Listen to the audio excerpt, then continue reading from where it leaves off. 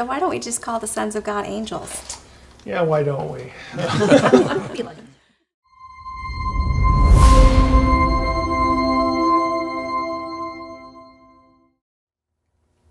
So, Dr. Heiser, who are these Elohim? It's still not very clear to me. Well, let's think about it this way. If Elohim doesn't refer to a specific set of unique attributes, it must mean something else.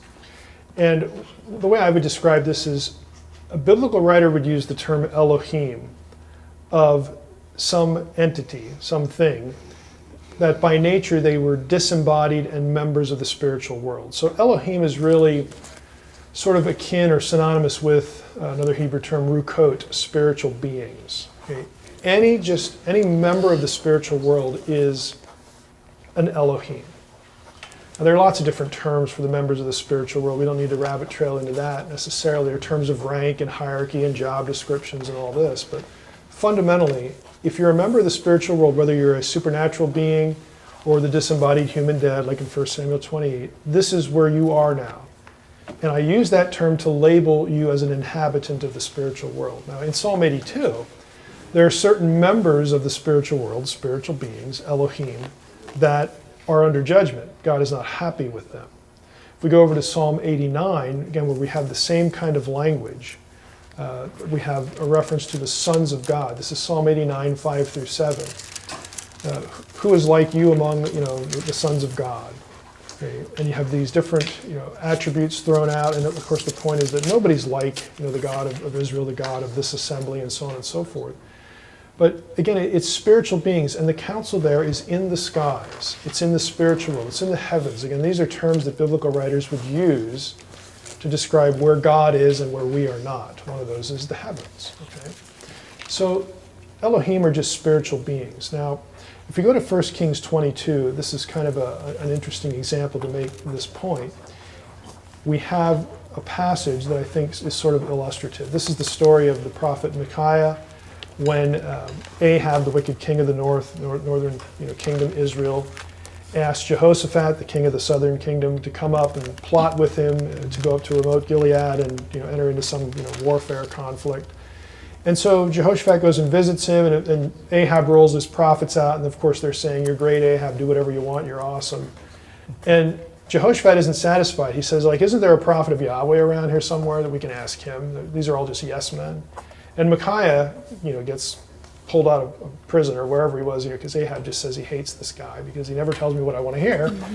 Nevertheless, they go get him, brings him into the scene. At first, he mocks the question. He acts like the prophets of Baal that Ahab had trucked out.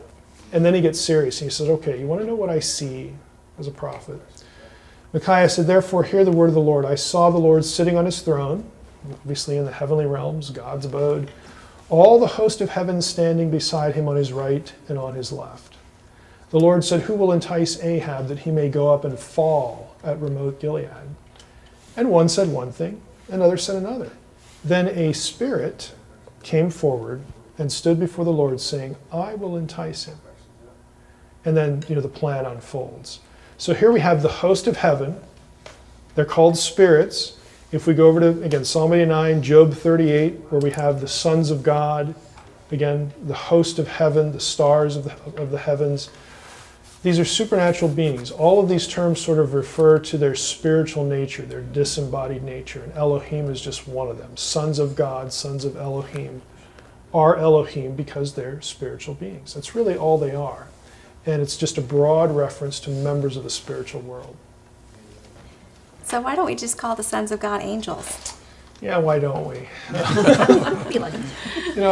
Honestly, it's not the end of the world if we do, because we're used to thinking of that term, members of the heavenly host, angels. Why not? It's not precise language, but like I said, if that's just easier, then I don't have any objection to it. Angel is actually a job description. In both Hebrew and Greek, Hebrew is malach, Greek is angelos. It means messenger. And it doesn't really describe what a thing is, what a member of the spiritual world is. It describes what they do. So it's a little imprecise, but again, for our purposes, and maybe someone just to wrap their head around Psalm 82, it's not too bad. So I'm not so vested in it, Elohim, that we have to sort of get away from angel language. But I think it is still important, though, that we realize that God is using, through the writer, a specific term here, Elohim. It's actually going to become important later, like in the Psalms, where humans are created a little lower than Elohim. Okay, it doesn't say angels there in the original text, it says Elohim.